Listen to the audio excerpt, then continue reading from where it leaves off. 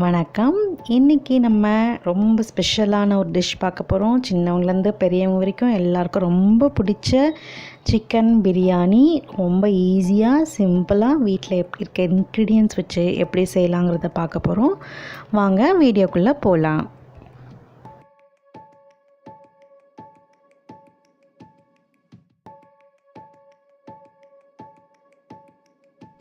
இப்போ ஒரு அகலமான பாத்திரத்தில் 200 மில்லிலிட்டர் எண்ணெய், ரீஃபைண்ட் ஆயில் எடுத்துக்கோங்க. நெய் இப்போ ஊற்ற வேண்டாம். எண்ணெய் போட்டு கொஞ்சம் நல்லா சூடாகட்டும்.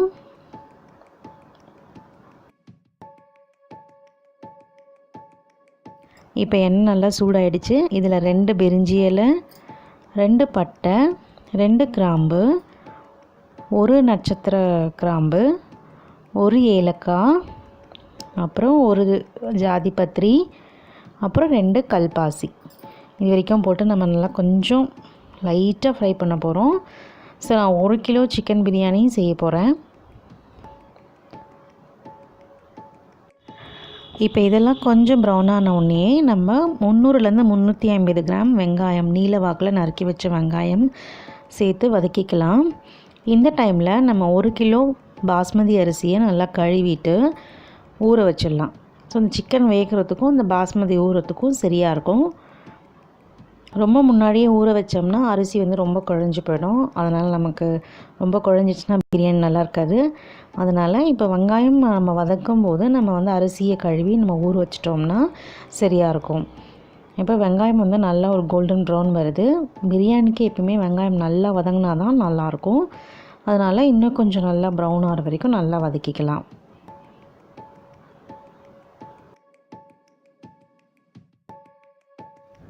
இப்போ வெங்காயம் நல்லா வதங்கிடுச்சு. இப்போ நம்ம 2லேருந்து 2.5 ஸ்பூன் இஞ்சி பூண்டு பேஸ்ட்டு சேர்த்து நல்லா வதக்க போகிறோம்.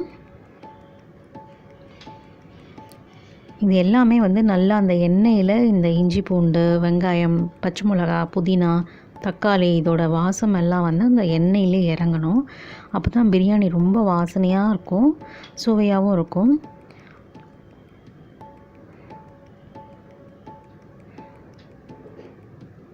இதை நல்லா வதங்கினதுக்கப்புறமா இது கூட 5 பச்சை மிளகா சேர்த்து வதக்கிக்கலாம்.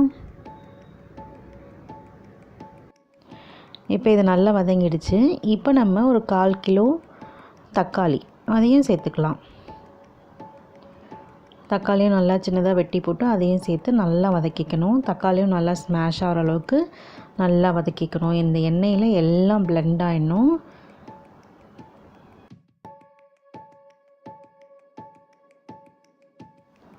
இப்போ தக்காளி நல்லா வதங்கிடுச்சு. இப்போ இது கூட நம்ம புதினா இலைகளை சேர்த்து வதக்கிக்கலாம். 1 கட்டு புதினா, 1 கிலோவுக்கு சின்ன கட்டு 1 கட்டு புதினா சரியாக இருக்கும். ஸோ புதினா இலையை போட்டு நல்லா வதக்கிக்கலாம்.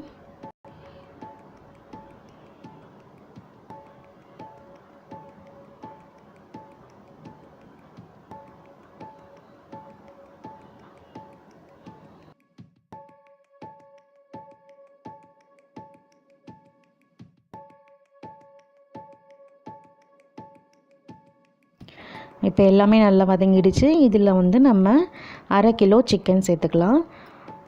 ஆக்சுவலாக 1 கிலோ அரிசிக்கு 1 கிலோ சிக்கன் சேர்க்கலாம், இல்லை மட்டன் சேர்க்கலாம். நான் 1/2 கிலோ தான் சேர்க்குறேன். ஏன்னா எங்கள் வீட்டில் சிக்கன் நிறைய சாப்பிட மாட்டாங்க. அதனால் 1/2 கிலோ சிக்கன் மட்டும் சேர்க்குறேன். இப்போ தயிர் 3/4 கப் தயிர் சேர்க்கலாம்.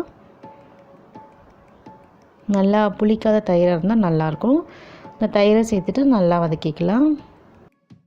இப்போ நம்ம மசாலாஸ் ஆட் பண்ணிக்கலாம். இப்போ நல்லா வாசனை வர ஆரம்பிச்சிருச்சு. இதில் 2லேருந்து 2.5 ஸ்பூன் மிளகாய்த்தூள், ஒரு 1/4 ஸ்பூன் மஞ்சத்தூள், அப்புறம் இந்த சிக்கன் வேகிறதுக்கு தேவையான அளவு உப்பு சேர்த்துக்கலாம். இந்த மாதிரி மசாலாஸ் உப்பு சேர்த்து வேகும் போது தான் சிக்கனுக்குள்ளே அந்த காரமும் உப்பும் சேரும். இப்போ இதை கொஞ்சம் லைட்டாக வதக்கிட்டு ஒரு மூடி போட்டு நம்ம ஒரு 15லேருந்து 20 நிமிஷம் வேக வைக்கலாம் சிம்மில் வச்சு. அப்போ தான் சிக்கன் நல்லா வேகும், அதுக்குள்ளே காரம் உப்பெல்லாம் நல்லா இப்போ சிக்கன் நல்லா வதங்கிடுச்சு. இப்போ ஒரு கப் அரிசிக்கு 1.5 கப்பு தண்ணி, அந்த அளவுக்கு நம்ம தண்ணி சூடு பண்ணி வச்சுருக்கோம். அந்த தண்ணி இதில் சேர்த்து நம்ம நல்லா கொதிக்க வச்சிடலாம். அப்புறம் அந்த அரிசிக்கு தேவையான அளவு உப்பும் சேர்த்துடலாம்.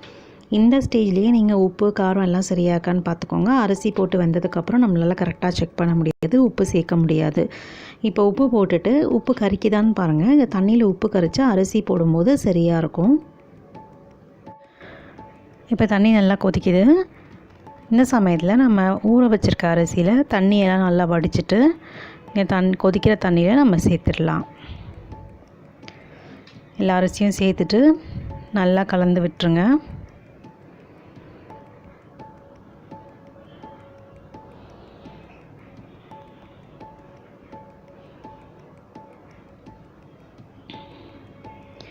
நல்லா கலந்து விட்டுட்டு ஒரு தட்டை போட்டு மூடி வச்சிங்கன்னா ஒரு 5 நிமிஷத்தில் நல்லா ஒரு கொதி வரும்.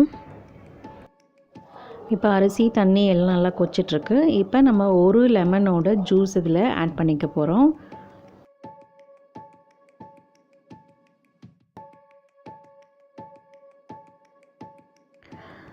இப்போ லெமன் ஜூஸ் சேர்த்துட்டு நல்லா கிளறி விட்டுக்கலாம். கிளறும் போது நல்லா ஜென்டிலாக கிளறுங்க. ரொம்ப கிளறினீங்கன்னா அரிசிலாம் உடஞ்சி போயிடும். அதனால் இந்த மாதிரி ஜென்டிலாக கிளந்து விட்டுட்டு நம்ம தம் போட போகிறோம். இதுக்கப்புறம் நம்ம பிரியாணியை கிளற போகிறது கிடையாது. இப்போ சூடாக இருக்க தவா மேலே இந்த பிரியாணி பாத்திரத்தை எடுத்து வச்சு நம்ம ஒரு 15லேருந்து 20 நிமிஷம் தம் போட போகிறோம். ஸோ நம்ம அரிசி போடுறதுக்கு முன்னாடியே இந்த தவாவை ஒரு சைடு நம்ம சூடு பண்ணி வச்சுக்கலாம்.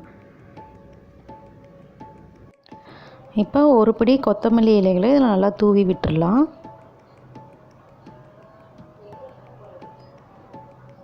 ஒரு கைப்பிடி கொத்தமல்லி இருந்தால் போதும். இதுக்கு நல்லா கட் பண்ணி தூவி விட்டுக்கோங்க. இல்லை 2 ஸ்பூன் நெய் சுற்றி நம்ம விட்டுடலாம். நெய் சேர்த்தா நல்லா வாசனையாக இருக்கும். இதை மூடி வச்சுட்டு மேலே ஒரு வெயிட் வச்சு 15லேருந்து 20 நிமிஷம் தம் போட போகிறோம். இது 15லேருந்து 20 நிமிஷம் இதே மாதிரி தம்மில் இருந்தது. இப்போ பார்த்திங்கன்னா பிரியாணி நல்லா சுட சுட சூப்பராக வாசனையாக ரெடி ஆகிடுச்சு. இப்போ நம்ம இதை எடுத்து நல்லா கிளறி விட்டுட்டு இதை எடுத்து சர்வ் பண்ண வேண்டியது தான். பாருங்கள் அரிசிலாம் சூப்பராக வந்திருக்கு, சிக்கன் நல்லா வந்திருக்கு. சுவையான சிக்கன் பிரியாணி ரெடி ஆகிடுச்சு. சூப்பராக வந்திருக்கு. நீங்களும் இதே மாதிரி செஞ்சு பார்த்துட்டு எப்படி வந்திருக்குன்னு எனக்கு சொல்லுங்கள். நன்றி.